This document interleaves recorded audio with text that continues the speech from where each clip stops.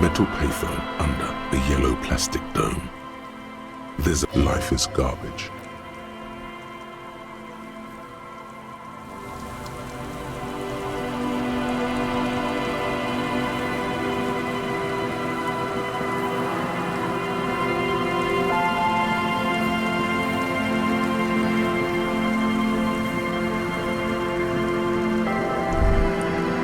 Cold sea breeze stings your face as you step on the boardwalk. The body is gone, but something still lingers in the air, and high above it, against the grey, a luminous wheel of pleasure, and all things bright. Its wooden frame creaking in the wind. 12 red cabins form a circle that stretches from the engine below to the flocks of seagulls up in the sky. The mirage looks both sad and glorious in the mist, like an insect trapped in glass. What are you looking at? This must be the pleasure wheel that Trent Heidelstein told you about. The little wooden gondolas dangle in the wind, their seats empty and floors littered with old ice cream papers and discarded tickets. A seabird has made a nest in one of the cabins, but even this looks abandoned. A remnant from a spring some 50-odd years ago. The wind gets stronger the higher you go. On a good day, you could see all the way to La Delta when you reach the top, and the masts and sails of dozens of pleasure crafts. The pleasure wheel stands still on the boardwalk, its 12 red cabins suspended in the air. There's a ticket office made out of an old gondola, its wooden frame the same shade of red as the ones above. A sign mounted on its side declares, 20 centimes for the ride of a lifetime. There are hustlers, addicts, rag and bone merchants, even entire families, if they're particularly destitute, who've turned these cabins into huts and homes in the poorest parts of Revachol. The pleasure wheel stands still on the boardwalk, its 12 red cabins suspended in the air. The what now?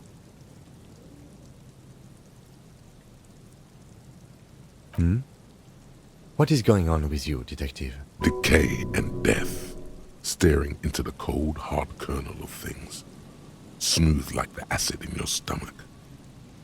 Nothing's going on with you. Everything is perfectly fine. We're just here to look at the pleasure wheel. Some sadness comes crashing over you, like a bad dream.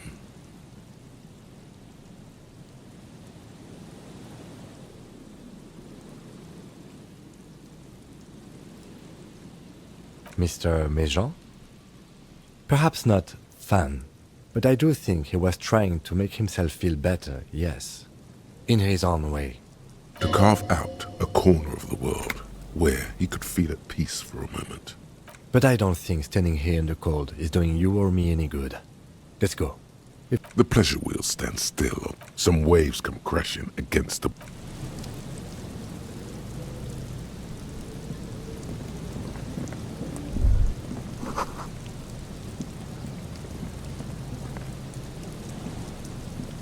There's some tear. And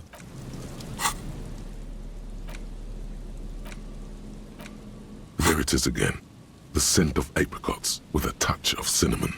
Smells like the end of some distant summer. The surface of another planet or some ancient temple. Yes, from the height of antiquity. A long, long time ago. Millennia ago. On an island of time you can never return to. The sun sets into the sea, but the water does not boil. Instead, it turns to liquid gold. For a moment, the world's store of precious metals seems to increase dramatically, and you are rich. There is a movement next to you, the shuffle of a small coat, warm like the evening.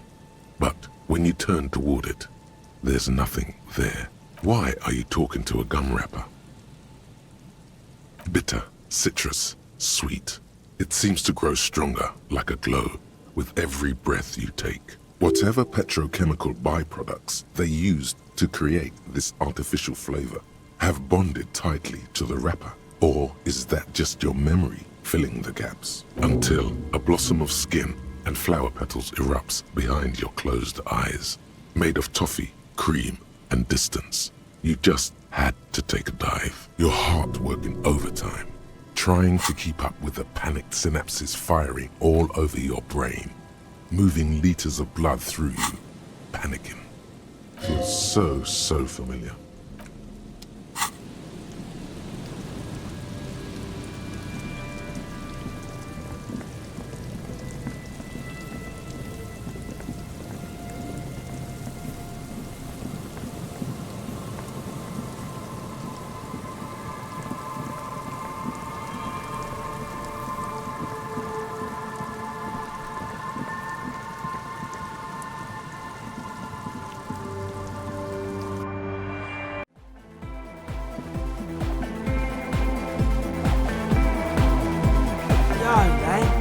So your cop ways came through again. Impressive. Let's see what you got. Thought I felt a special sign coming off this one. I'll just have egg pop in a frequency dial here, and we should be set. Rarely has there been a more apt pairing of man and transceiver. This is a portent of great success. Alright, Lawfarer, we're ready to do this. I have to warn you though, once we commit, there's no stopping until we've seen it all the way through. No pauses, no second chances, this is our shot. You got it, so any cop prep you gotta do, you do it now. We'll wait if we have to. Don't sweat that. Egg found something down near the waterlock. Some maniac abandoned a perfectly good power source. That maniac is obviously you, which makes the power source your half-sunken Caprice 40. That explains why it was covered in cop colours. Old thing's totaled, but lucky for us the engine on the back is still perfectly good. All I have to do is run a cable from the engine up the Centaur Man's Memorial. It won't last forever, but it should buy us enough time to get you synced up with a big bad. How should I know?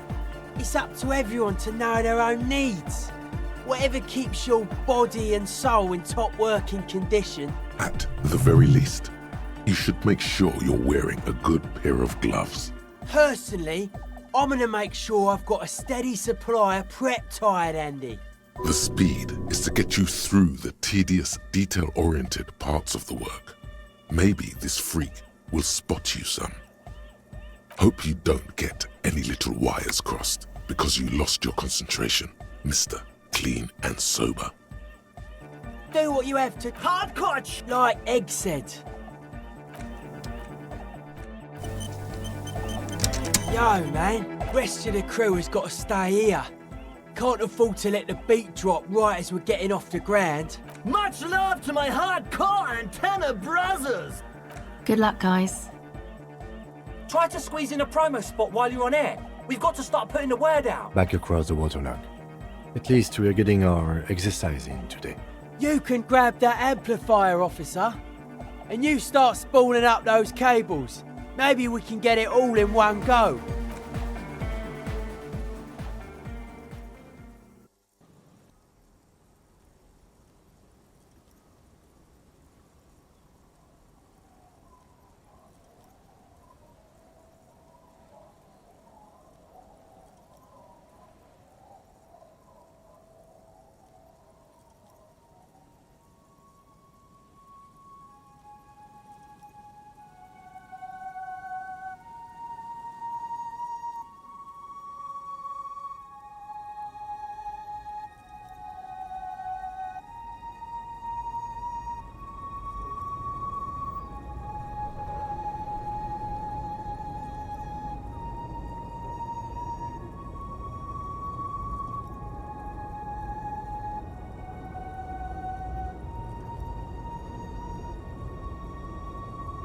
Just plug that in there, would ya?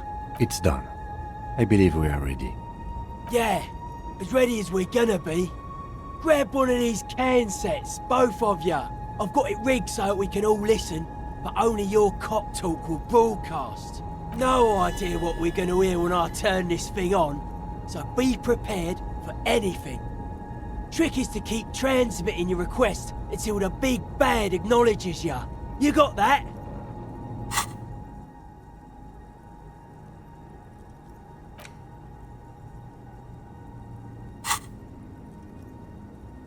Honestly, that might be for the best.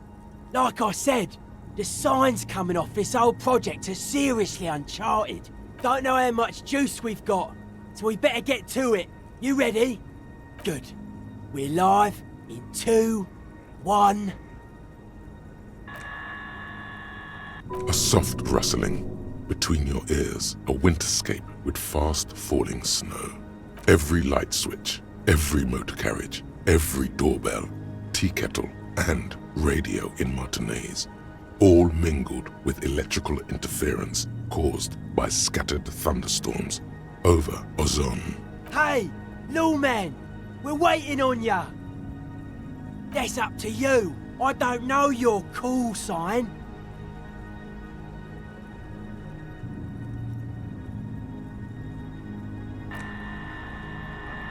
You're all alone out there, wandering a blasted heath, calling out to the night.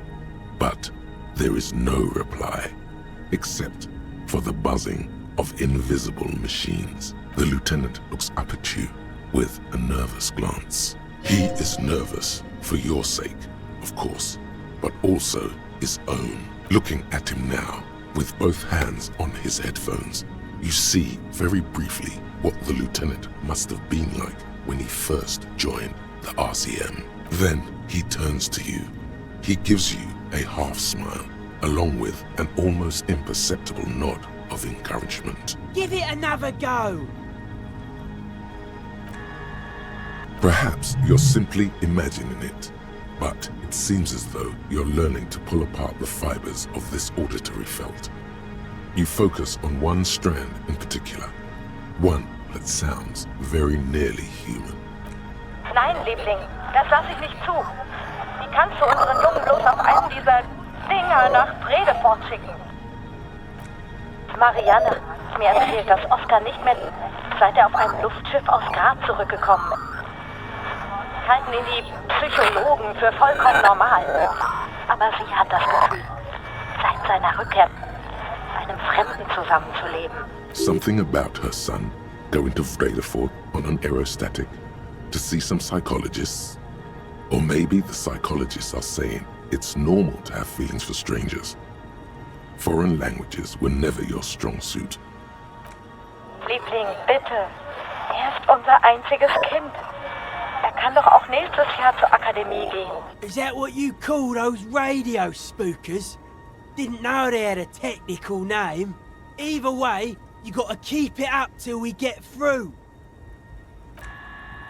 Again. It's cold now. A slight frisson at the point where your neck meets your spine. Something about the lieutenant's words directed at you, but not you. I didn't say anything, Detective. Someone has been maintaining it. The wiring has been repaired. An uncomfortable silence falls over the connection. It's been a long winter. Long and cold. I can assure you it's not my twin brother, though it certainly does sound like me. So your partner's haunting himself, trying to warn him off his current path, most like. It's eerie for certain, but also harmless. I just wish I could remember what I was talking about. Something here is eating at the lieutenant as much as he would like to move past it. Natürlich halten ihn die Psychologen für vollkommen normal. You just have to embrace the spookiness. Now give it another go. But someone has been maintaining it. The wiring has been repaired. Dubois, please acknowledge. Liebling, bitte. Er ist unser einziges Kind. Where's your partner? Please identify. This isn't looking good. The radio spookers are winning. Don't know. If we can't get around the interference, we're in deep trouble. Hold on. I think Ed gave me some sort of checklist. Says here, main step, volume to the max. That's not too helpful. Okay. It also says, inspect connections for hardcore clarity. So let's try that. My guess, you climb up the centaur, man. See if there's anything obviously interfering with them. Maybe you've got some technical law science. This isn't exactly your area of expertise, though. Someone has been maintaining it. Come on, son. This isn't anything but a common high bar. Just get a solid overhand grip and hoist yourself up. Images of your body smashed against the pavement flood your mind. This is dangerous. Maybe you break an arm, maybe you break your neck. Could go either way, honestly, but that's what the Invalids Fund is for. So don't worry about it for now. It's gotta be you. I'm manning the decks down here.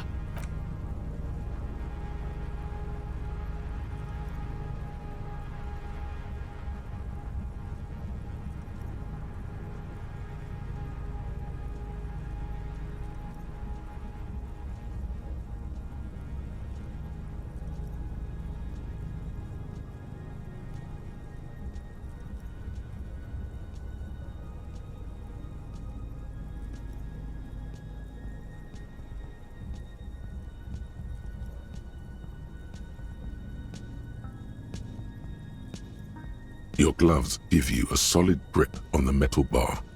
This feels pleasingly familiar. Keep it together, champ. You've got this.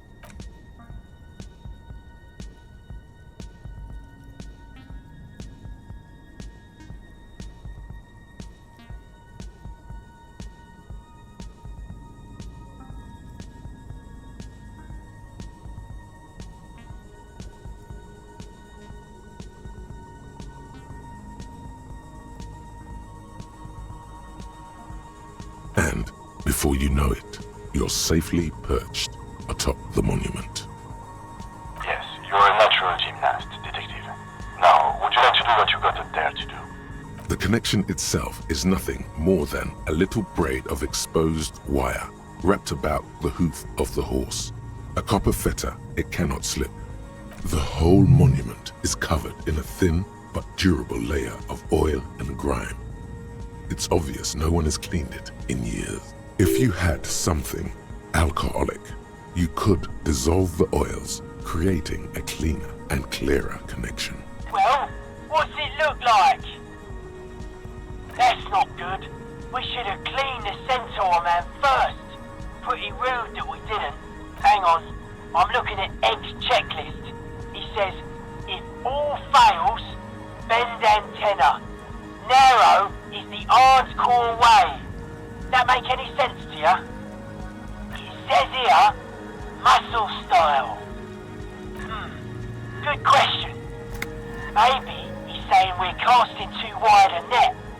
Gotta narrow our receiving band so we pick up the big bad without the spookers. Since you're already up there, I say you should do it. The speed freak is right. The responsibility is yours and yours alone. There's no turning back now. You are face to face with Philip III. The Bronze King looks toward the west. Something about his features seems bizarrely distorted, not intentionally.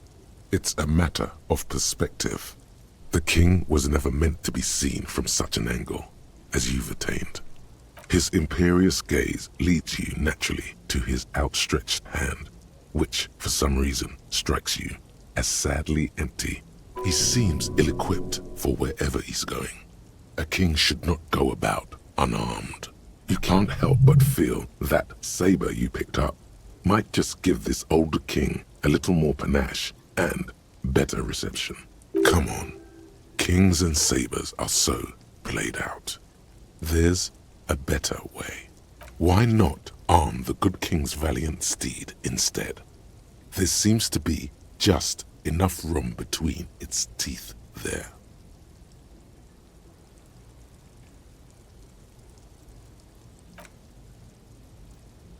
To your surprise, the saber slides snugly between the horse's bared teeth. There is no way that is going to make any difference. Nah, every bit helps. We need this antenna to be as hardcore as humanly possible. This faithful steed cuts a dashing figure with the replica saber between its teeth. The sky is grey and overcast. Somehow, the raindrops seem to fall more slowly from this angle.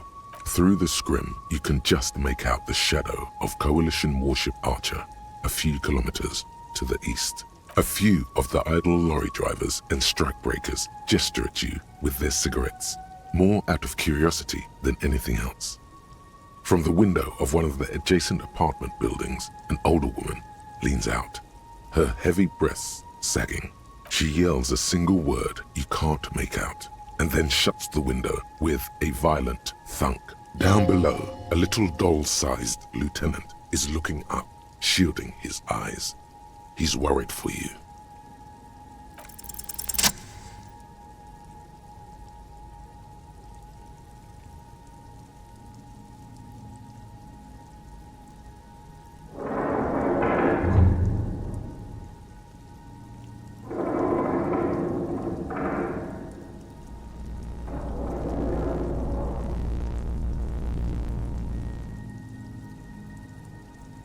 Your grip is firm, yet controlled. The swelling in your headset guides your hands as much as your hands guide the bronze horse head. It's almost like you're hearing through the horse itself. Looks like it's working. Keep going.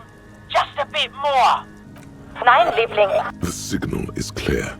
The storm has passed.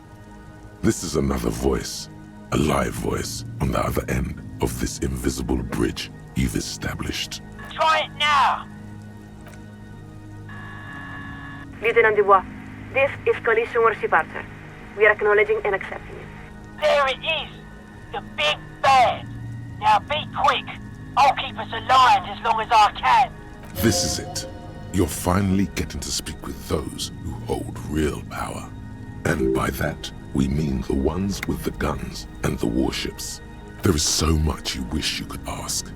Your efforts have bought you some time, but you can't forget what you're really here for. Please be advised that you are speaking on a public frequency.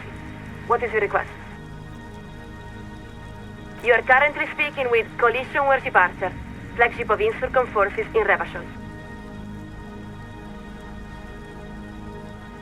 No, the captain of the Archer is deeply classified intelligence. We are the second signaler. Our name is not important. All you need to know is that we hold the position of second signaler aboard the Archer. Wait. She's an L something. You just know it. There's something in the way she refers to herself, always with the first person plural. A deliberate blurring of the boundary between herself and the institution she represents. Not to mention the airborne artillery platform she works on. Her every word is backed up by the most powerful ordnance available. Because it's standard practice for signalers to use the pluralis officialis during the course of our duties. It's meant to serve as a reminder that we don't speak only for ourselves.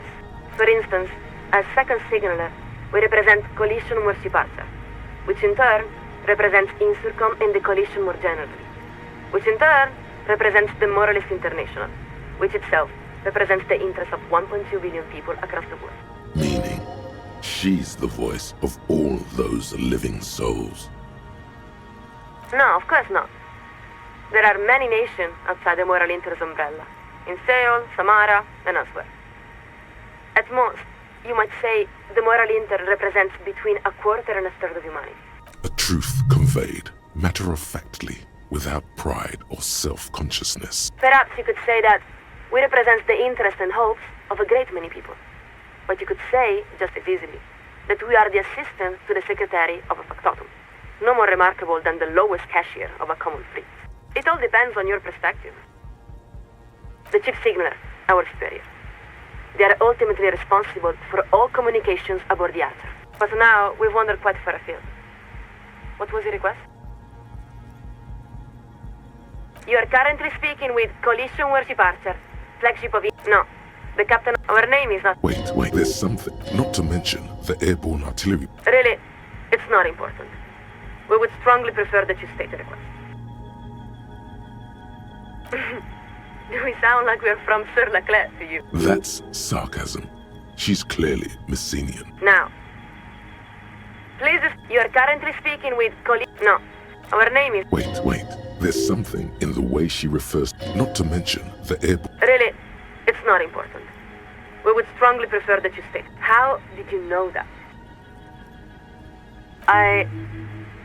We don't appreciate whatever game you're playing, Lieutenant Dubois. Now, what is your request? Did you catch that? A crack in her otherwise solid edifice. Is it possible to hear someone blush? Because you're sure that's what she's doing. That's difficult to say. We have a very particular view from our observation platform up here. Perhaps the best way to describe it, it is to say we have a very wide perspective, but not an especially detailed one. Oh, it looks quite lovely from here, even with the rain. From our portal, we see rolling hillsides, a public park filled with grand oak trees, men and women going about on horses. There are children running home to get out of the rain. The homes and gardens are quite beautiful, very near, like those in certain areas of Messina. Le Jardin, Stella Marie, Saint-Baptiste. She's looking down on the suburbs of Revachol East. That must be. We have only recently been detailed to the Archer, so we are still learning the names of all the many districts. She needs to see you down here. That's the only way she'll really get what you're about. Martinez. That is to the west, yes? Stand by a moment. We are adjusting our viewfinder. Yes, we are looking at the river now. There are small islands in the middle of it. It's very nice, actually. Interesting. The west of the city looks very different from the east. There's a large motorway dividing it nearly in half. This must be the 881, no? Very well. Now, we're looking at an area that seems to be in urgent need of revitalization. She must be describing the eminent domain, the district under the shadow of the 881. It's heavily working class with no municipal infrastructure to speak of. To your knowledge, no such revitalization is forthcoming. Now we see the lake, and around that, a rather vibrant-looking city quarter. There are some large buildings, from the turn of the century, we would guess. Yes, this must be the heart of the district. So that is Martinez. A distended pause, a slight chill of embarrassment.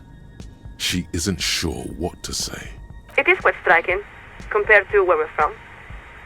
There are a great many destroyed buildings, still. And we don't see any horses. It's really nothing like the eastern side of the city. You're reminded of something people used to say, that Revachol West is poor, but sexy poor. But what's most striking are the people. We don't even know how to say it.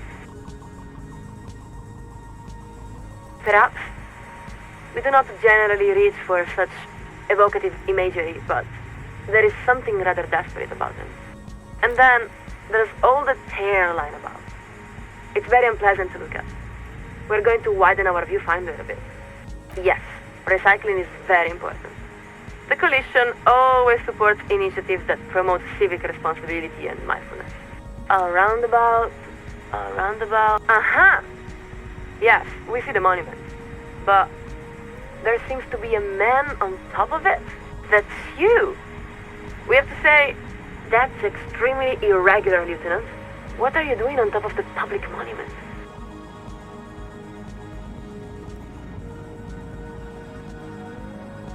It must be. Unfortunately, we don't have time to hear it just now. In any event, it is certainly interesting to see you, even from afar. Most of the time, we signalers just have to imagine what our interlocutors look like. Liebling, bitte. Signal's weakening. I guess you got a bet. Come again? We're picking up more interference.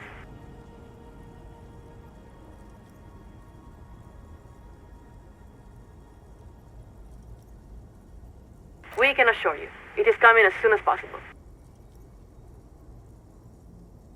That's certainly possible. Though, of course, it depends on the contingencies. You must understand, the moral intern is responsible for ensuring the continuance and flourishing of mankind for the next 3,000 years. The planning division must account for a great many possible outcomes, and fortunately, we have contingency spreads to help guide our decision-making. Originally developed by mechanical engineers at the Isherwood branch of CZU Industries around the turn of the last century. Contingency spreads are used to model complex events in a number of fields, including business, public health, radio computer science, insurance, and international diplomacy. Of course, there is no one spread that can reasonably account for all these possible events. But at least we're able to prepare for the most likely eventualities. It's not really our area of expertise, but we can try to explain. Picture a smooth hill made from fresh dirt. Now, if you stand atop this hill and put a glass of water over it, what will happen?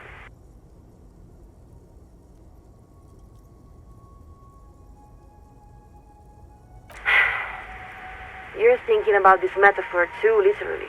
The point is that we know only that the water will run down, but not what course it will take.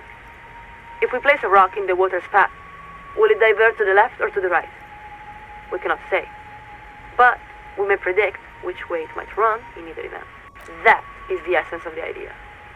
You might also imagine these spreads as a kind of tree, with every juncture representing a different event, and every branch representing a different timeline.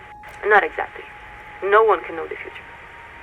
But with contingency spreads, it is possible to predict what the future realities might reasonably look like. Meaning, there are more and less reasonable futures.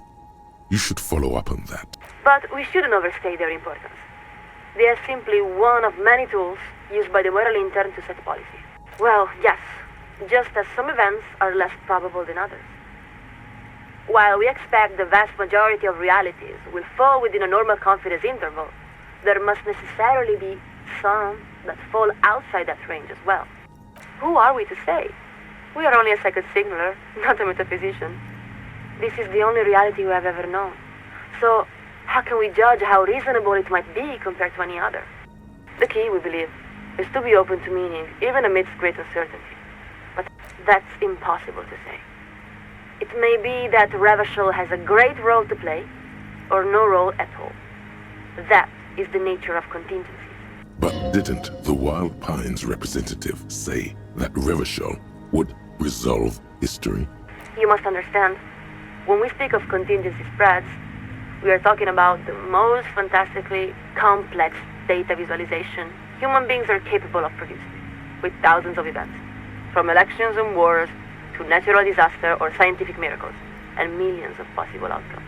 It may be the case that, under certain scenarios, Revachol is vitally important, as it was during the collision landings in 08. It may also be the case, in many other equally plausible scenarios, that Revachol is simply another once great city, like countless others throughout history. Did she just admit that the coalition invading Revachol was one of those contingencies? No, well, not quite. The Moral Intern never intends to violate another nation's sovereignty. That would be a serious violation of international law. But one must consider that the world was in the midst of a global catastrophe brought on by an unstoppable pandemic. No amount of contingency planning could account for all of that. Yes, we would say that is a fair and reasonable way to describe it. For this reason, responsibility for developing contingency spreads is only assigned to highly trained analysts working with advanced radio computers and a steady supply of drones. Even though we are only a second signaler, we can tell you with great certainty that there is no contingency spread for you, Lieutenant Dubois. She knows perfectly well where they are. They've got one for everybody, all coded and filed away in a vast labyrinth beneath Isherwood.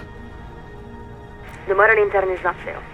There is no secret vault of files between Isherwood or La Cherte or anywhere else, because that is not the Moral Intern's purpose. Our concerns exist on the scale of decades, centuries, and millennia. Sometimes, we say the Moral Intern worries about the future so that normal people may worry about today. It is a work in progress, but it is also the best way that humanity has found to spar. This is it. Final question time. I can already feel our alignment getting shaky. Is everything alright? We lost the connection for a moment. Acknowledged. To reach the committee, all you need to do is fill out the appropriate request form and submit it to the liaison for public affairs.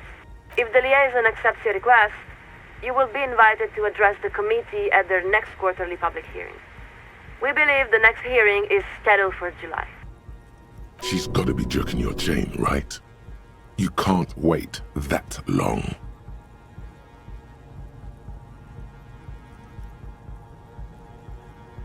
Not a problem.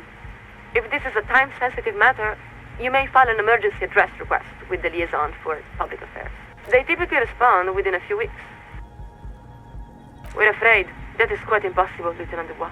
We cannot transfer you to the committee because we are not entrusted with that responsibility. We are simply the second signaler. Then, why are you wasting time with her? You should demand to speak with who's really in charge. That is the nature of the command pyramid, yes. Most modern organizations work in a similar way, even the RCM. You're getting out-tangled by the big bad. Time to try something else. This isn't about you. Not really.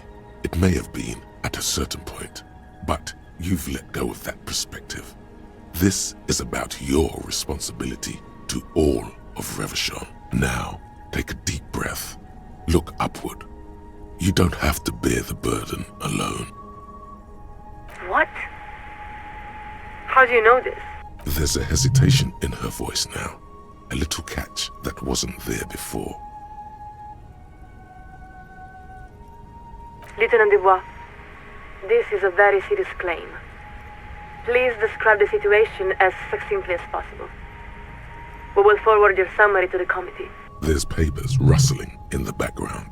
She's clearing her desk, preparing to take notes. There, you've wedged your foot in the door. Now, if you can show the coalition how much they're needed, they'll have no choice but to intervene. You have the facts. Just lay them out beneath the cold light of reason.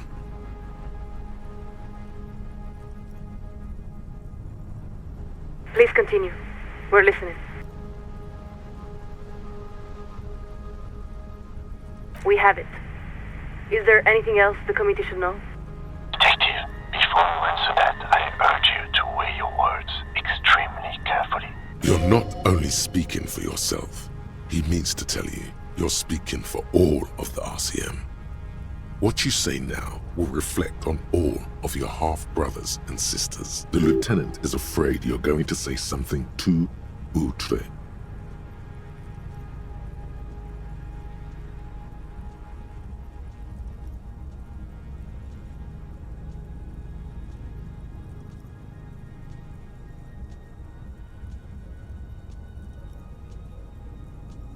We're afraid we must ask you to repeat that, Lieutenant Dubois.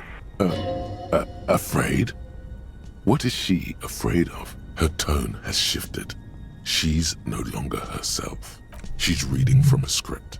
Your words have activated some sort of procedure. Never mind that. All you need to do is repeat what you just said. Acknowledge. Listen very carefully, Lieutenant. We're going to ask you a series of questions. It is imperative that you answer as directly and truthfully as you can. Do you understand? Good. First question. Are you currently in the vicinity of Surragli, the North Arcade Islands, or near Pale Offshore Platform in Solindico? Very good. Next question. Would you describe the phenomenon as internal to the Isola or external to the Isola?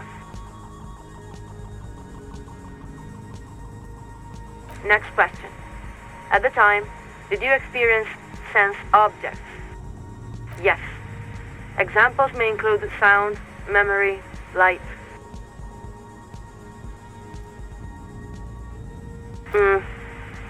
Let's go on. Final question. Were you alone? Yes, unquestionably, irrevocably alone. Of course not. The radio programmer was there. How could you be alone? You're a star, man.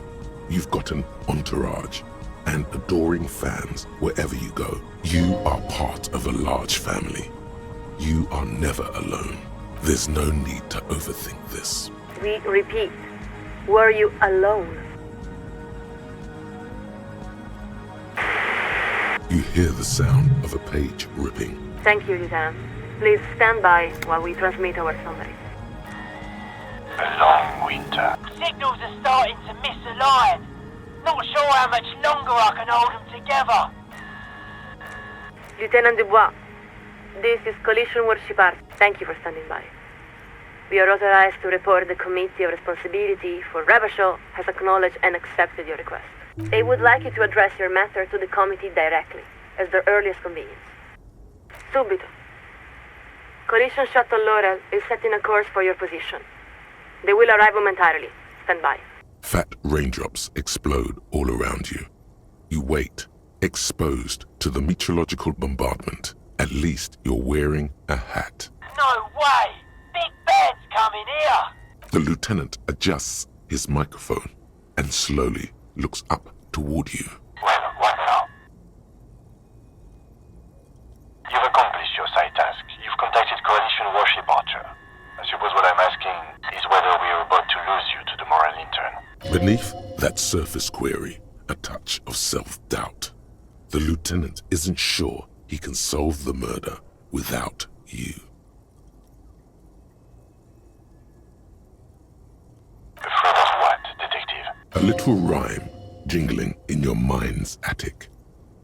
Of the future, of the past, of all that is not made to last. The lieutenant takes a moment to compose his thoughts. I don't know your history, detective, but I can say with great certainty that whatever you're running from won't disappear simply because you've abandoned your former life. Because the thing you're running from is inside you, detective. The lieutenant's final words are nearly swallowed by the roar of the aerostatic's main rotors. Lieutenant Dubois, this is Collision Worship Archer. We have been instructed to inform you that the Laurel arrived at your position. Please acknowledge. No shit. How are they supposed to hear your acknowledgement over the thundering of their own rotors? Thank you. The Committee of Responsibility for Rebachel has authorized us to offer you an immediate extraction. Do you accept? We are far past that point, Lieutenant. There is only one question now. Are you ready? The roundabout, Martinez North, daytime. Across the plaza, a pair of seagulls fight over the remains of a chicken wing. It's the same plaza you've been looking at for days. What do you hope to see now that you haven't before? The speed freak eyes you with a curious blend of awe and contempt. He's torn. There's nothing more softcore than the Coalition, according to his worldview. And yet, having summoned an aerostatic with your voice is one of the most hardcore feats imaginable. The lieutenant looks up toward you. He starts to open his mouth, then appears to think better of it. He's spoken his piece, he thinks. It's up to you now. You cannot leave. So much hangs in the balance. Repeat that, Lieutenant. What do you mean, you can't? Are you being impeded in some way? We have to say, this is extremely disappointing to hear, Lieutenant. What the consequences will be for your refusal to accept responsibility, we cannot say. For your sake, we pray they are not more than we all can bear.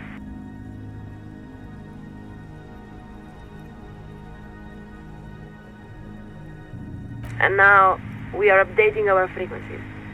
We will not speak again. This connection will be cleared in 4, 3, 2, 1. Après le monde, le gris. And the line goes quiet. The lieutenant gives a long sigh as he removes his headphones. There's relief on his face as he turns toward you. I think it's best for you to climb off the statue now, Detective. Your real work is done here. There's a damp cold running up the insides of your thighs. Your legs have grown stiff. You've been up here quite a while. You look around. The strikebreakers are still shouting their slogans and waving their hand-painted signs.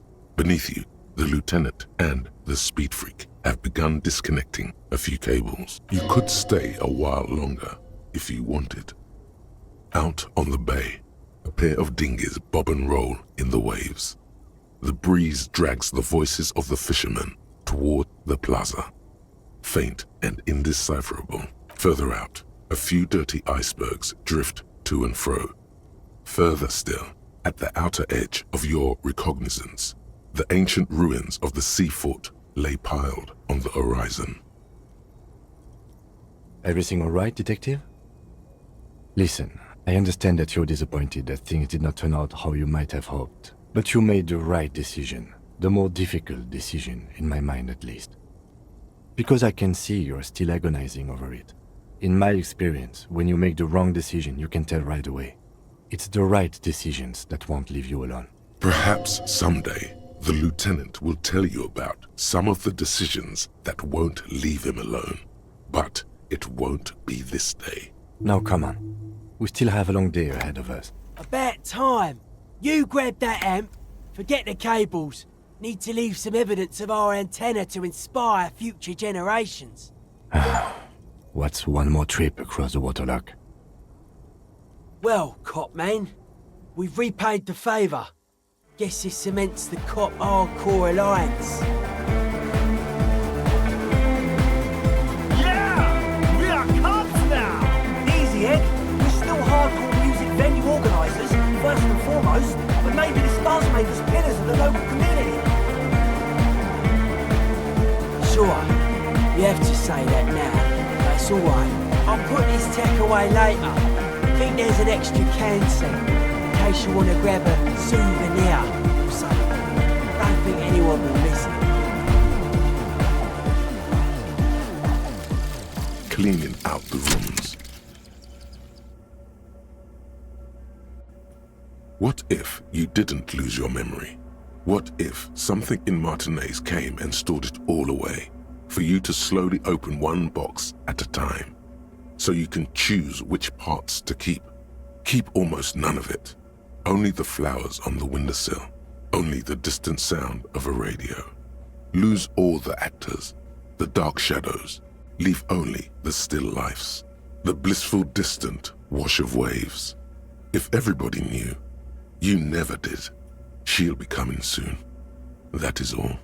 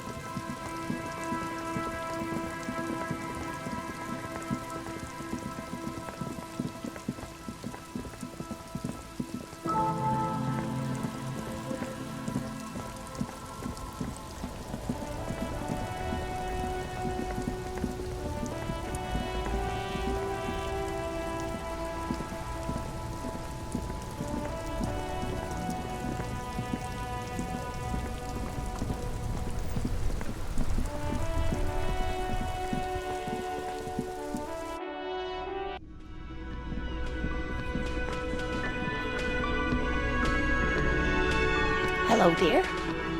Thank you for doing that, dear. Her smile is wearing. Her earlier ebullience has left her. Morel still isn't feeling well. I convinced him to stay at Gary's to get some rest. I'm afraid the cold has really gotten to him. I'm sorry, dear. You've had to drudge through them so many times. Such is field work. A young person's game, as they say. Her voice is shaky. What is going on here?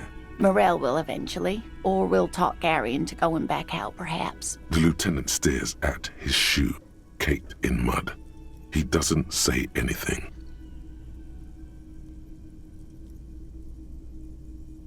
That really is too much, sweetie. Thank you for your dedication, but I can see you're coming down with a cough yourself. Fuck that cough.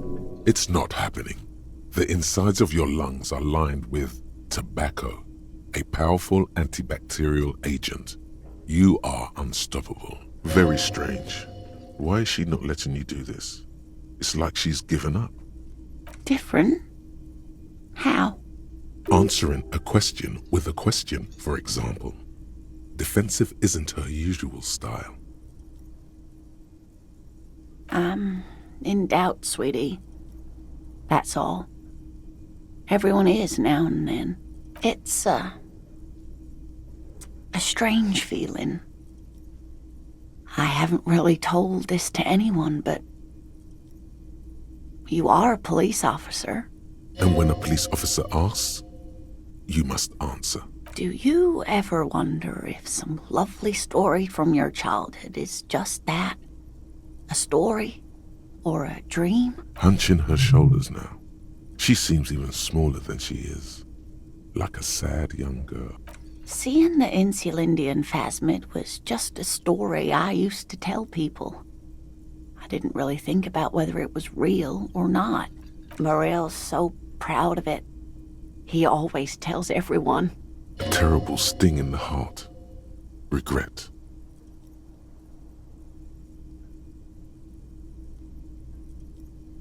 No, at least I don't think I did, but Morel was so eager to believe my story was evidence of the phasmid's existence that I'm some queen of the cryptozoologists. That, and for years his belief made me believe too. That I am a queen? An extraordinary witness to grace. But now, we're both getting old and he's still working himself sick out in those reeds looking for it. But what if I was just wrong? I think I was. The lieutenant opens his notebook, but doesn't write anything. He's hiding. These things are tough on him. Matters of love, not violence or deceit.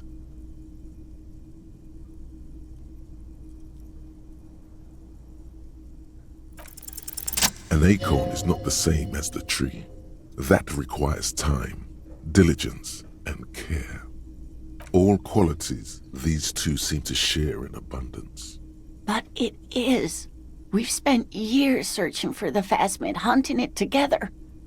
Without it, what are we? Just another pathetic old couple. If I hadn't led him down this path, he could have a steady job lecturing at a university. You know, this reminds you of the Pericarnassian theory of love. In essence, love is a relay out of death. Generation by generation, our love remains in our progeny. Lay some of that on her. Oh, sweetie, I don't think the Pericarnassians were thinking of people in my situation. I was a paraplegic before we met. He didn't know before I arrived, on our first date. If I weren't the queen of the cryptozoologists, if I didn't tell him that story... She has to swallow to relax her throat. It's keeping her from talking.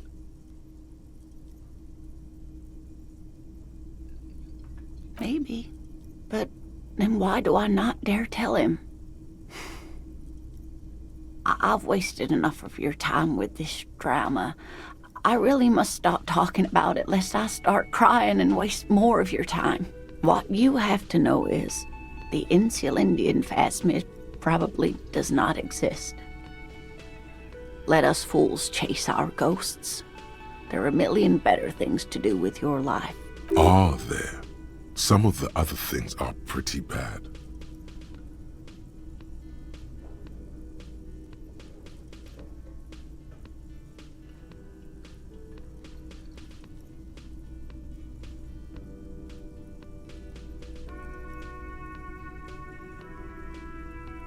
I'm not sure of anything. Sometimes I still see it, you know. The real memory. Not the memory of the memory, but it's so hard to tell the two apart. Rising, unfolding from the reeds on a hot summer's day, like a benevolent god. Either way, I should go. Poor Morel is running a fever, and I need to get him home to Jamrock before we overstay our welcome with Gary. Oh no, thank you, but I can get there on my own. This old thing is gas-powered. And then a taxi home. It's not so bad. Really? Oh, sweetie. Please don't get stuck on a dream. Take it from me and Morel. No one can stop you from finding the Phasmid. Okay, it's 1113 Tabernacle Road. Jamrock, but... A sigh. She doesn't think you'll need it. You too, sweetie. Thank you for everything, truly. Even though it turned out to be a waste of time. A dream. A lie. A fool's hope. Say her lips moving in silence. Like that, she drives off. The gas engine putters quietly as she gets to the doors, then pushes them open. Outside, it's raining. We should go to... Somewhere out there, a kilometer to the southeast, a gust of wind shakes the felled building, rattling dusty windows, beckoning with strange coldness, to ask the wind once more.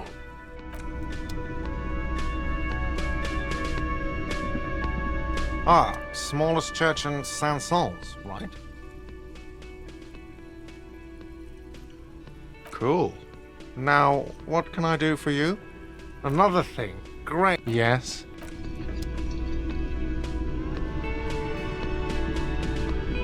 Yes? What?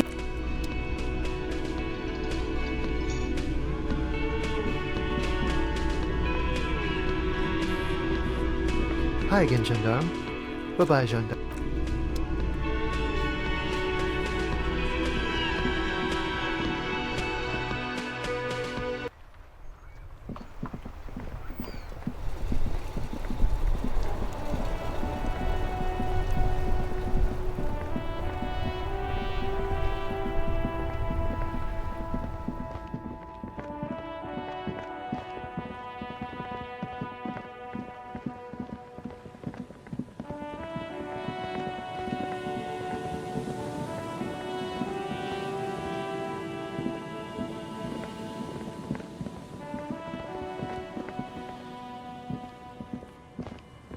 The trap is full of locusts, but they seem weak and unhealthy. A few lie on their backs, poor things.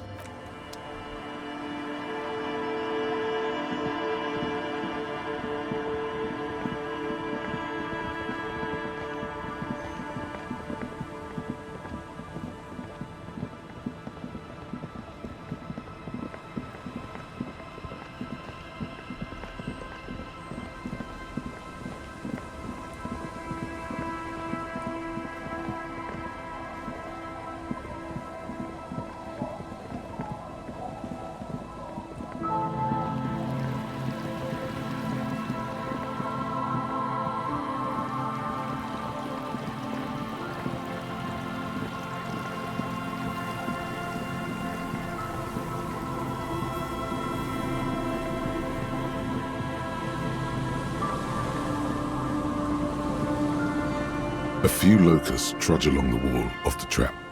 The rest are piled in a heap. Poor things.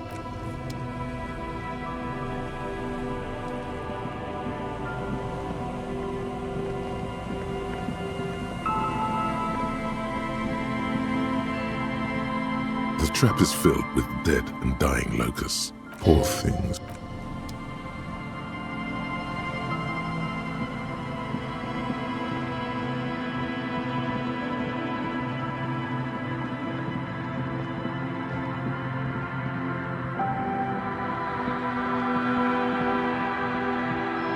Always my pleasure.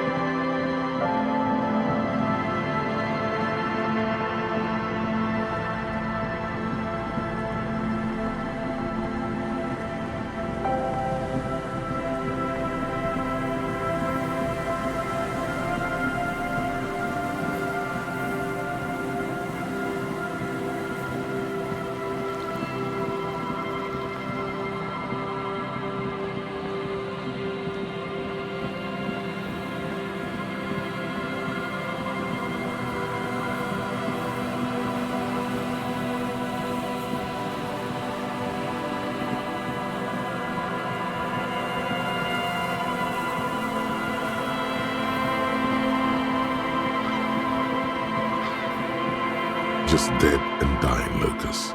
Poor thing.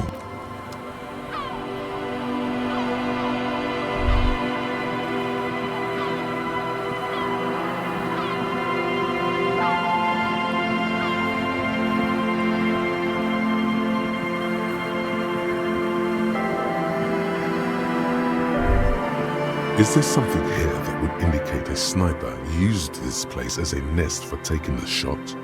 Just some urban detritus, a bottle, and a dilapidated old comms tower. The wind picks up. Fine sea foam lashes your face. It feels like needles. You can take it. Just raise your collar, detective. In the distance, you can hear the breakers roar. I don't see it, Lieutenant W. Freighter. I don't see a person take a shot here and hit something there, in the whirling in rags. It's not possible to climb that ladder. And even if it were, why? There's no platform up there to aim from. He looks like he's cold out here at the tip of the coast. The jacket is warm, but not for this weather. No. No what?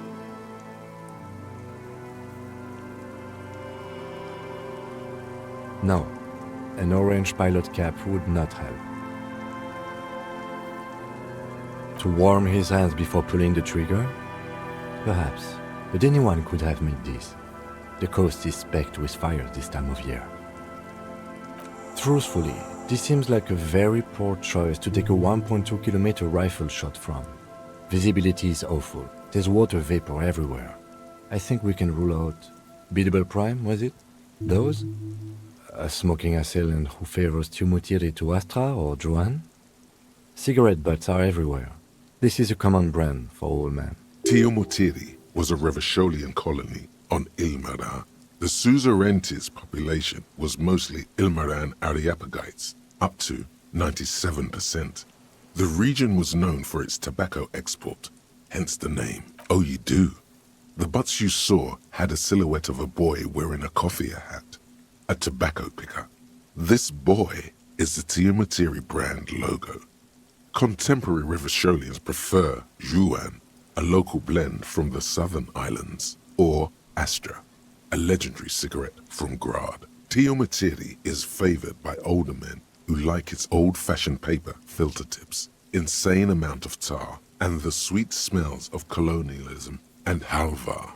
There, 1.2 kilometers over the wave-crossed bay, through heavy, dark grey curtains of rain, you see the smallest rectangle, barely visible, a glowing light on the third floor of the whirling in rags. With binoculars, you would see a young woman's shape move behind the glass, her limbs long and slender, smoking, drinking, being happy and elated, without you. Because you're here, freezing in the wind, aren't you? Doing your detective work.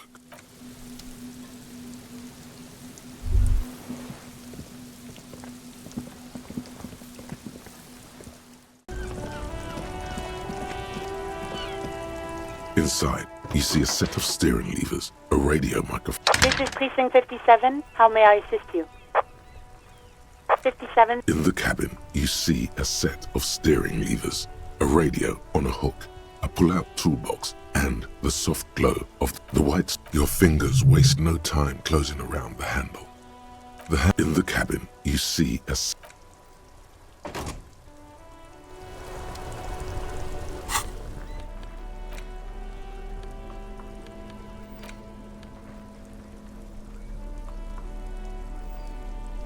The Greatest Innocence by João Paulo Salomão Lopes de Fuego. The book is large and heavy. Browsing through the various chapters, you try your best to understand the ceaseless overflow, the sprawl of names, dates, places, events historical. Most of it ends up as a twisted mass of facts inside your brain. You can do it. It'll be worth it. There's something here. Your educational survey is done. Did you catch any of that? No. Oh well, it's pop quiz time. Let's see what you've learned. This might take a few minutes. You ready? That's the spirit. Here we go. Question 1.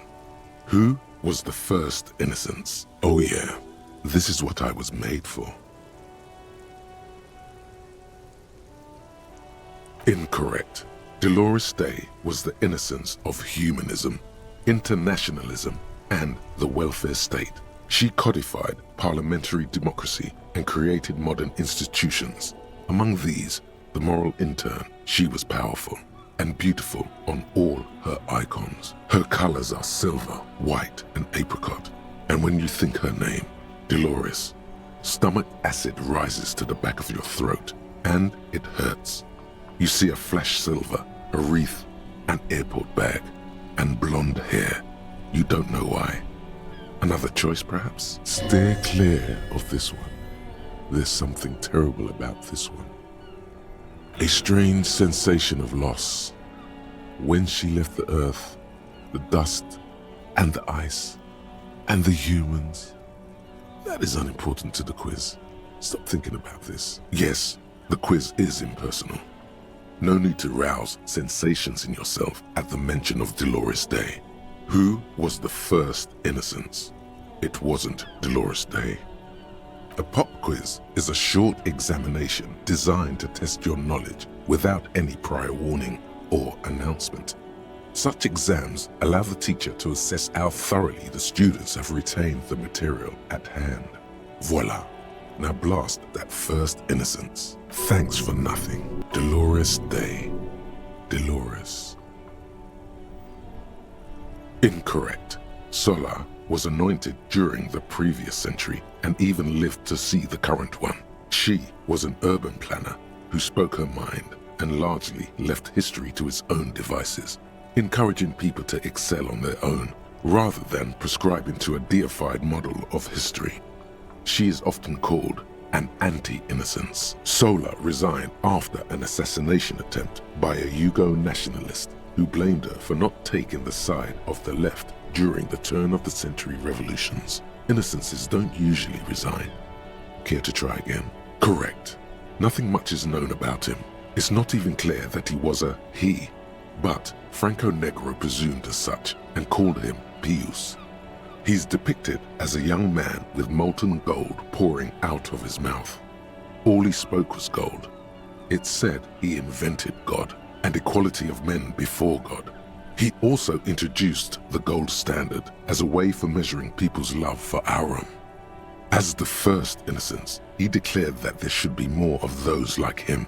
It is presumed his disciples were the beginning of the Holy Party. The found. Question 2. Who was the strongest innocence? Easy. Everybody knows the answer to this.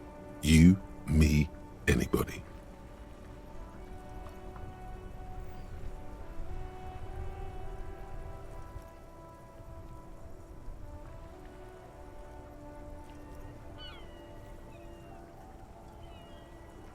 Incorrect. Vespa Messina is not a person, but a defunct state on the southeastern coast of the Occident. It used to take up most of the peninsula before separating into the republics of Vespa and Messina. Care to try again?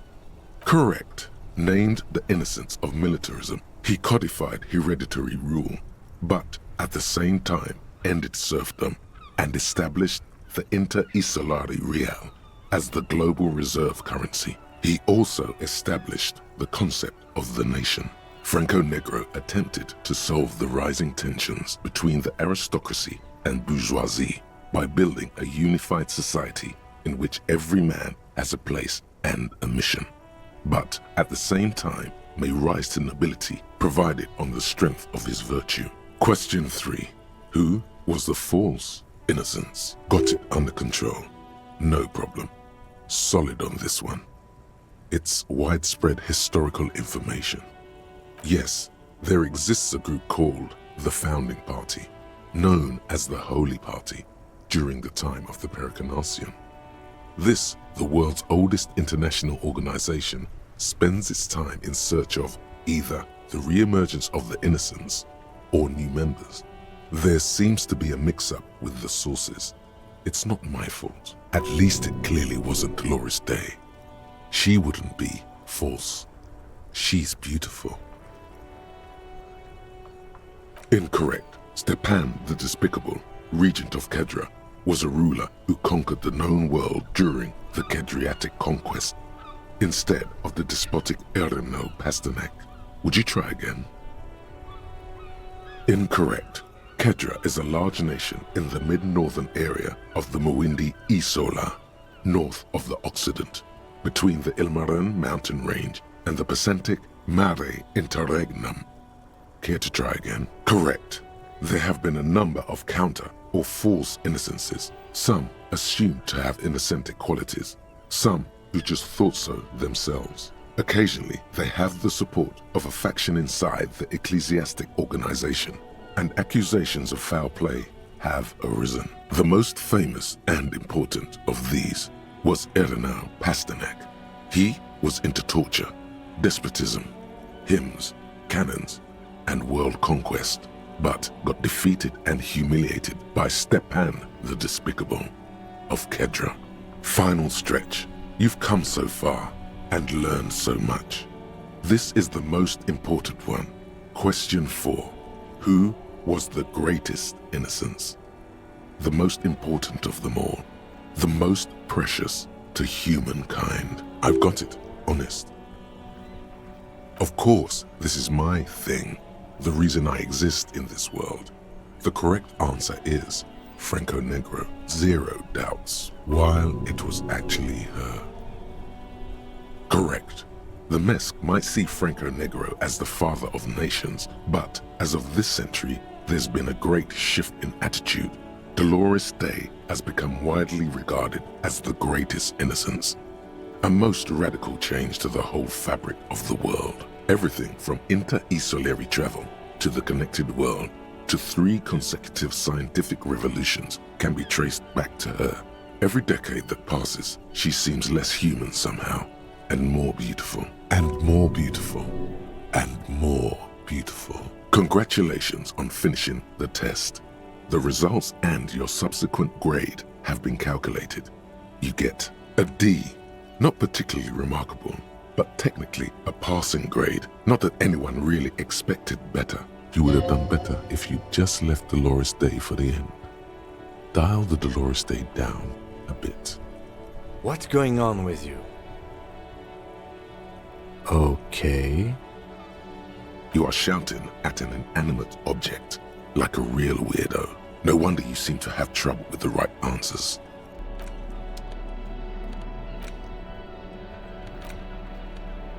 Medicinal purposes of the Pearl.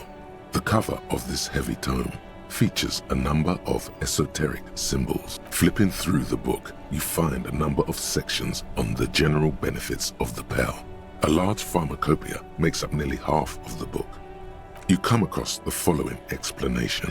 While modern pharmacopoeia are continually updated by so-called experts based on the results of clinical trials, readers will find assembled here the timeless wisdom relied upon by generations of traditional Seolite medicine practitioners, Mesk mystics, and Ilmaran folk doctors. It's all quackery, in other words. Finally, something to calm the angry spirits that have been plaguing you. It seems to contain descriptions of the medicinal properties of various ingredients that may be gathered from the Pearl, as well as instructions for producing a variety of herbal remedies. There are a number of Seolite tonics that promise to improve your short-term memory, but nothing that speaks to your condition. What you're describing is booze. You don't need any herbs for that. There's nothing in here that speaks to hangovers directly. However, while browsing through the various descriptions, you become convinced that you could assemble something from the ingredients listed here. Want to give it a shot? First, you need to choose a base ingredient. Next, you'll need to combine the base ingredient with an appropriate vehicle. Lastly, is there anything else you'd like to add? The combination of mint and birch bark make this tea relaxing and good for the digestion. It won't do much for your hangover though. Would you like to try again? Very well. Next, you'll need to combine the base. Lastly, is that the tincture you've invented sounds intriguing, but its medicinal value is suspect to say the least. Safe to say it won't cure your hangover. Whoever wrote this never heard of the hair of the dog. Fuck this book. See if there's a bar open that'll still serve you. Would you like to try again? Very well. Next, you'll need to combine the base ingredient. Lastly,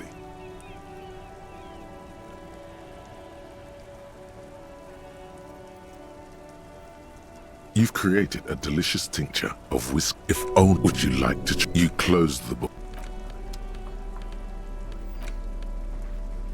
The edges of the pages are worn and smudged. A lot of people have read about the Devil Woman's altercations with the Heimdall man. The jacket copy proclaims, "Man from Heimdall returns in his most exciting adventure yet. After crashing into a strange jungle, cannibalistic natives abduct his only surviving comrade, Noble Tyribald. Before Man from Heimdall can mount a rescue, he is ambushed by a tribe of female warriors and taken to the ancient citadel of Cloud City, where a mysterious and wicked queen rules supreme. Will Man from Heimdall be able to escape his dire situation and find his missing friend?" You open the book to a random page. Man from Heimdall, wielding his two Zweihanders, is carving through a sea of savages, his visage fixed in grim determination. His arms, whirling like windmills, are soaked with the blood of his enemies. Mangled corpses litter the battlefield. Good God, this is some retrograde stuff. When was this shit written? You flip to the copyright page. This book was written in 38. Berserker rage burns in his azure-hued eyes as he brings glory and honor to his long-lost Heimdall tribe. From the village of Heimdall, the ivory giant roars like an ice bear, and the winds of Gatla howl out his name. Man from Heimdall rides on a gilded griffin, his golden mane billowing in the breeze. Both Zweihanders sheathed on his back. He is off to war. Will he conquer his enemies? Will he conquer himself? The steel muscles of Man from Heimdall gleam in the humid jungle air. Yet the man does not sweat. In meditation, his soul drifts in the frigid northlands he calls home. A passage reads, "The man from Heimdall looks up, his eyes blue as the mountain lakes of his homeland. He rarely speaks, but now his voice booms in the darkened throne room. Do not try to sap my masculine essence, wicked temptress. Son of Heimdall will never succumb to your seductive wiles. Thine spells are no match for purity and strength of will.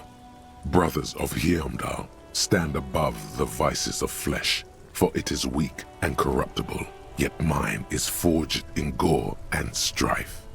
Queen Lydiana just laughs, a sultry and salacious sound, then says, "I have grand plans for you, Man from Heimdall." She gestures her diabolical hand toward an array of potions and unguents. "First, you shall please me. Then lead my armies against the vicious cannibals. Not a muscle moves in the face of the Man from Heimdall. Yet inside, there is turmoil. This goes against all he holds sacrosanct. This is beyond primitive." In the final pages, Man from Heimdall mounts Galavarin, his mighty griffin, and turns his gaze to the horizon. Queen Lydiana is dead, but an army of cannibals is storming the gates, and still there's no word of trusty Tyribald. To find out what happens next, you'll have to pick up Man from Heimdall and the Three-Eyed Skull, available in fine bookstores everywhere. Spring 39. In your hands, you hold 16 Days of Coldest April by Yekatina Dahl. The cover image shows a row of concrete apartments above which span a black and white rainbow. Indeed, the book is unusually heavy in your hands, as though the cover were lined with lead. It would do that in Grad. You flip through the book. The pages are thinner than you realized, and the type quite small and tightly set. It's nearly 600 pages long. Real art is dense and difficult. If it didn't feel like you had to wrestle a suicidal bear to get through it, you weren't really reading. The back cover is dominated by a black and white photograph of the author. She can't be much older than her mid-30s in this photograph, and yet, from this cover, the eyes of a sad old woman stare back at you. In cold, detached prose, the author describes a scene from one of the Yugograd riots in the 20s. Youths overturn motor carriages and set trash cans ablaze, while heavily armored guardsmen dash in and disperse them in a flurry of baton blows. The Yugograd riots took place from 27 to 29.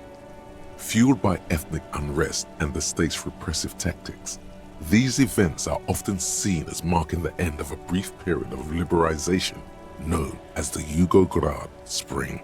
Like all such periods, it is frequently memorialized in art and literature. As ethnic tensions run wild, a pair of young lovers meet each other on the street. Somehow, in the middle of all the chaos, they manage to lock arms and look into each other's eyes. It would physically hurt you to keep reading. Are you sure? Fuck it. Do it. It can't be worse than what you've already felt. They go through a brief and somewhat awkward love affair. And in the end, they betray each other and succumb to the absurdity of Gradian life. The man becomes a lens grinder, completely abandoning his former existence. He toils through the daily drudgery at the Lenka Polyfabricate. Happiness and fulfillment have eluded him his whole life. And in the end, he has nothing to do but dedicate himself to the craft. She spends the next several decades standing at a conveyor in a Sosnovo fish processing plant.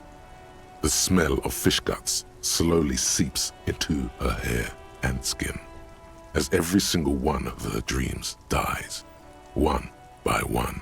The memory of their short time spent together tortures the former lovers ceaselessly until the end of their days.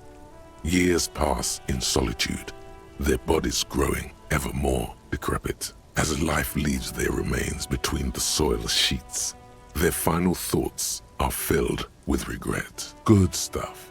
I fucking loved this.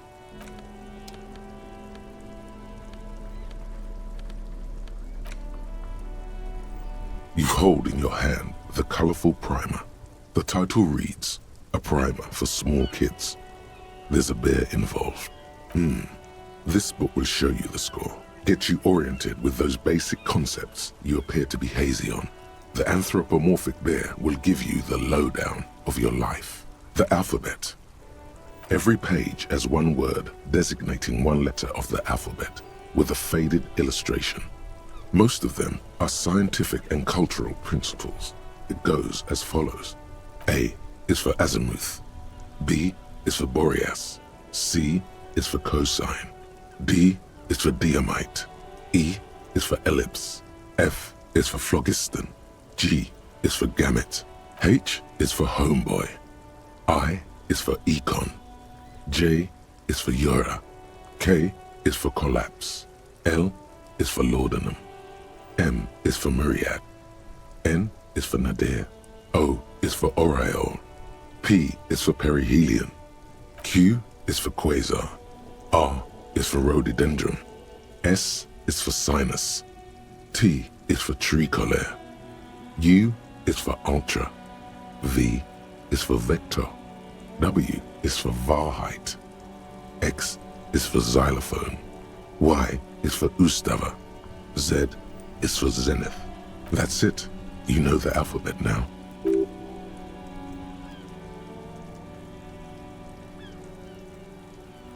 Good. I also know the alphabet. It is a very useful skill to have, he thinks, for all sorts of life activities, like reading.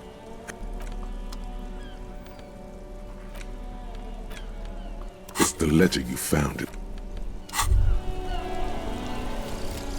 Anna van Eyck.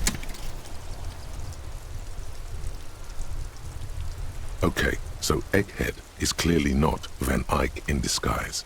Van Eyck is an Oranese disc jockey, but those people get around, especially in Revachol, in the clubs on Boogie Street. Perhaps he stayed here for a short stint and discarded part of the song he was working on, just threw it away, and then it ended up in the hawthorn tree. But why? Did he think it was retrograde? It wasn't. Perhaps he caught a glimpse of the future and did not want for it to arrive just yet. Perhaps the city whispered the top line to him, and he was frightened by it.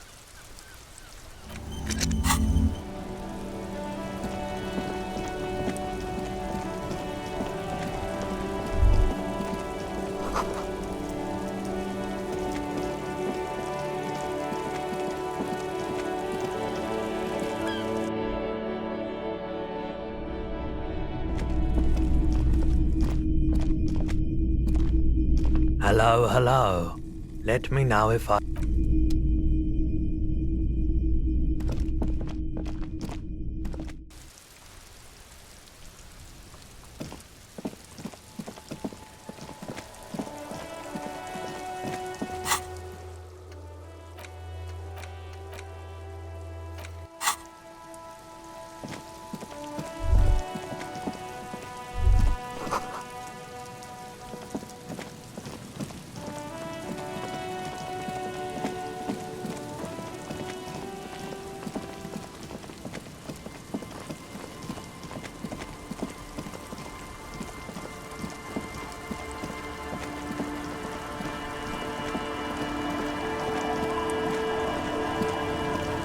The waves are beginning to die down.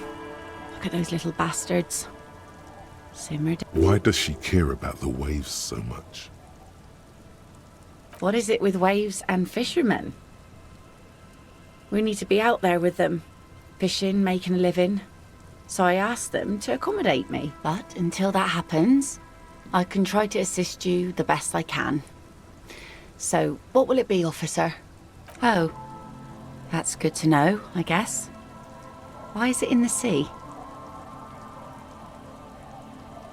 This calls for a funeral, if you ask me.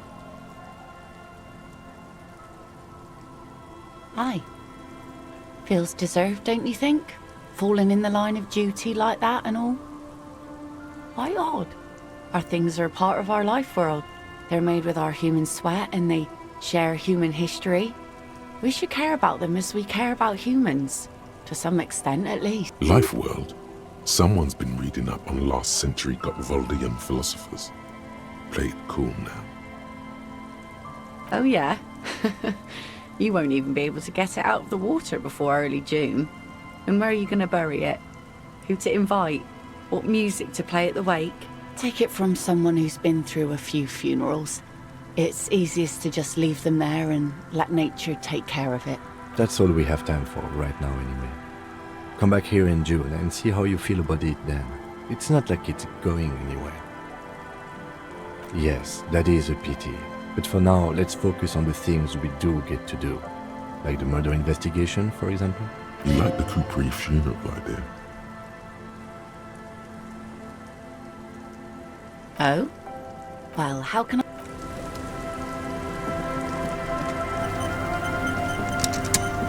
You're back? Good. What can I help you with? By love, you did. Fast. She is... Pleased to meet you, Lieutenant Dub. What can I help you with, Lieutenant Tiafreta?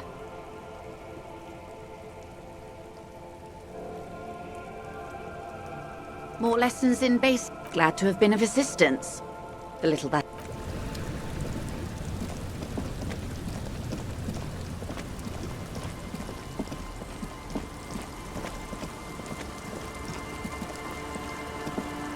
Our tenant, the policeman. Damn that girl. And without anger, a long and harsh life has taught her not to buckle under pressure. But you didn't put it there, did you? She did. Gone and hid things in there? She's usually a good tenant, and not a stupid one either. Yes, I let my room to that Ruby girl. As I've done before when she's been in trouble or just looking for solitude. I've made it clear. We welcome all kinds of people here. She came last Friday, left on Monday in a hurry. What has she gotten herself into, that girl? She seems genuinely worried about her previous tenant. She's seen her hiding out from trouble before. But this seems different. That's for the police to find out. Right then, please answer each question to the best of your ability. I'm sure we have a few. Yes, early with the dogs, around 8 o'clock, I think. She probably heard the lieutenant's Kanema drive by, and it woke her up, just like it did you. Yes. That is a downside of having a 130 kilowatt engine. It lets the bad guys know when you are coming.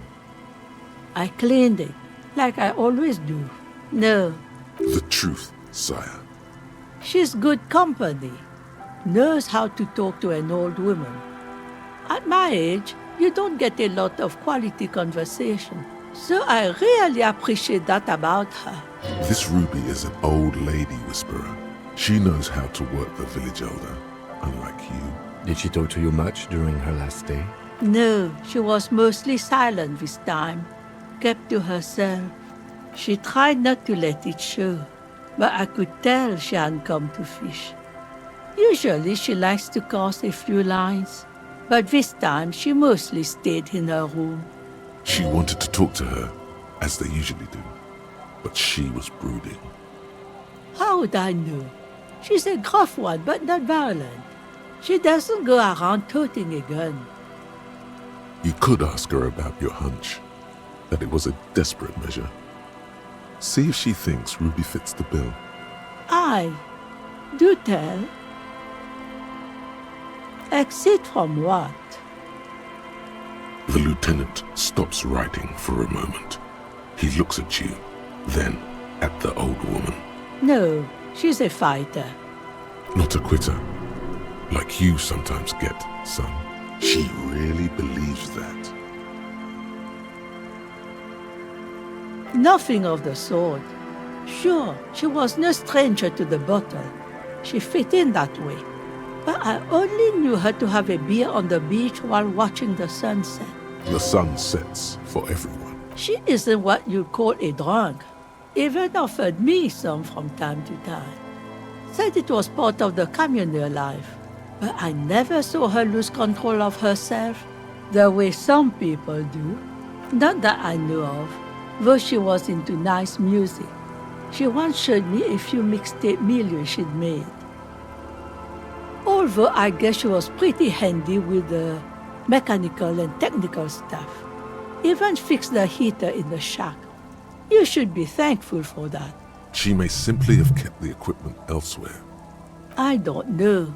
Further up the coast, she tried to leave quietly, but the hinges on that door screeched like a cat in heat. Woke me up. I heard her rushing in those heavy boots, heading up north. It's a peninsula. She might be trapped. You'll never find her, you know. She knows the coast like the back of her hand. You only just arrived. I wouldn't worry about that, man. We are persistent. This is a cool moment. It needs a cool thing to be said. What? You're still not saying it right. It's too late now. The old woman shakes her head, slowly.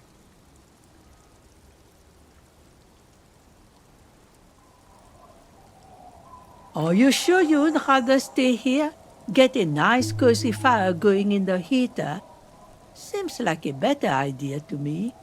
No, you can do it. You still have plenty of juice in you before you drop. Behind the cinder block houses, Old pre-war ruins rise to the sky like dark palaces. The wind calls. One thing, officer. If you do find her, please go easy on her. She really means it. It's an honest plea. She's a good girl. Whatever she's gotten herself mixed up in.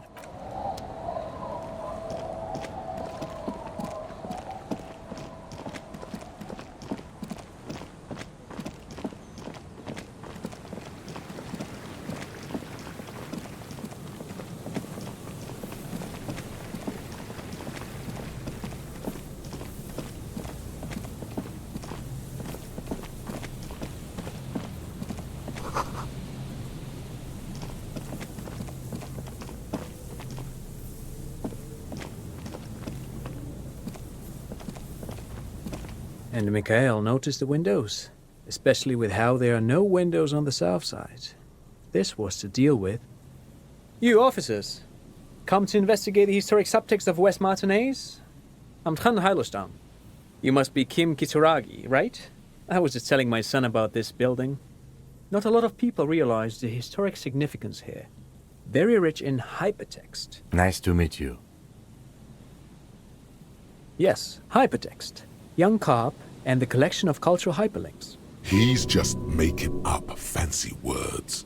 This doesn't mean anything. Oh yes, so Mikhail. They had to deal with monitor glare, especially in the summer. They still had vector monitors back then. That was 49 years ago. So they didn't have windows on the south wall. No, I can't say that we've met before, but I've heard of Kim, of course. Mikhail, say hi to the officers. Mikhail's a little tired today. We spent all night trying to run Orbis on his radio computer. Have you heard of it? It's a programming language used in Grad. Quite tricky, but he wanted to play this Grad-made adventure program. We've been getting really into Worms lately. The man speaks in the artificial cadence of a professor, or someone who's been on too many radio shows. But I assume you're not here for giant worms when there are so many real things to see. Just as I was telling Mikhail before, this is where the Coalition landed in 08. We could be standing on what is the most interesting landmark in Revachol West. This man is your half-brother. You feel it. But why? Well, get a load of this guy. He really enjoys his trivia. The Orbis programming language was named after its inventor, Victor Orbis, a cybernetician from Grad. They run Vox in the Occidental countries. Me? Yes, at some point, I'm sure I have. There was this one rather memorable instance when I had a chance to meet the head of Dominion Police of Königstein.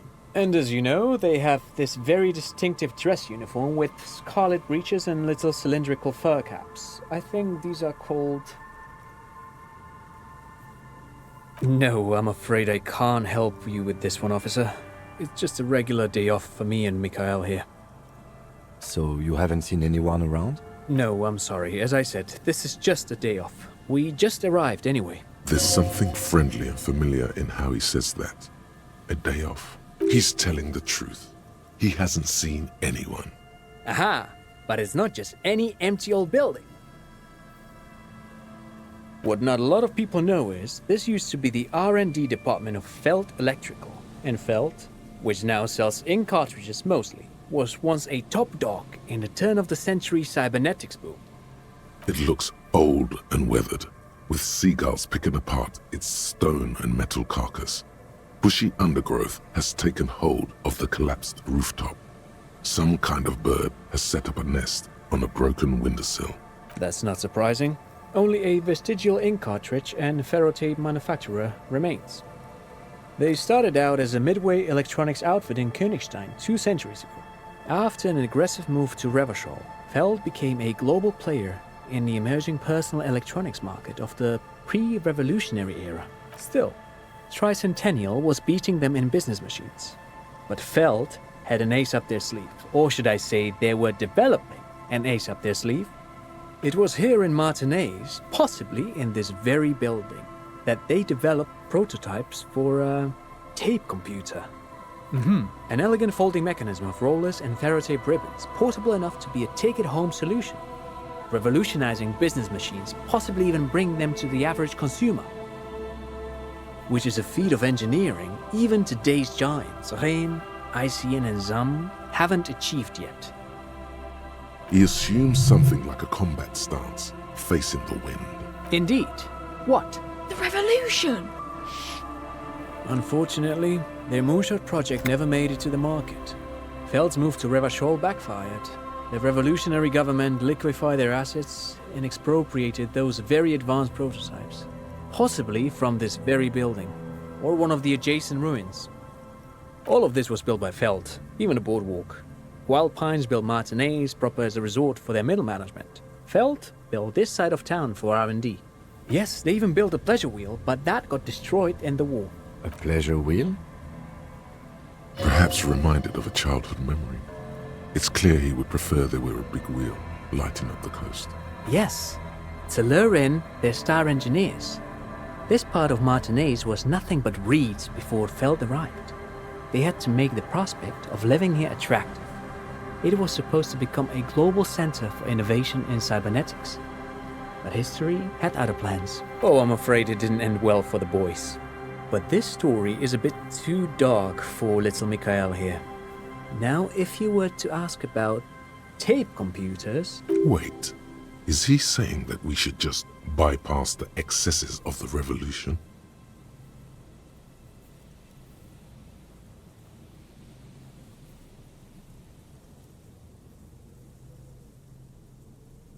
Tape computers.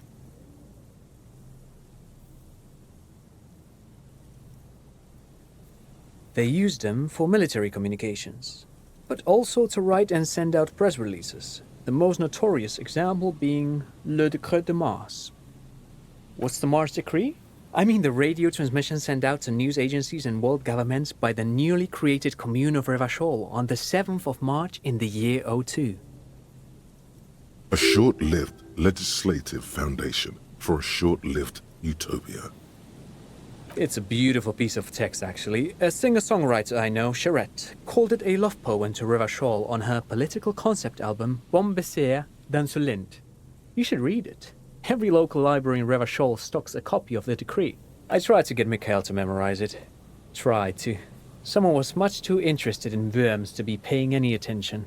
The kid takes a peek at the green and silver worm on the cover of the book, already forgetting about this part of the discussion.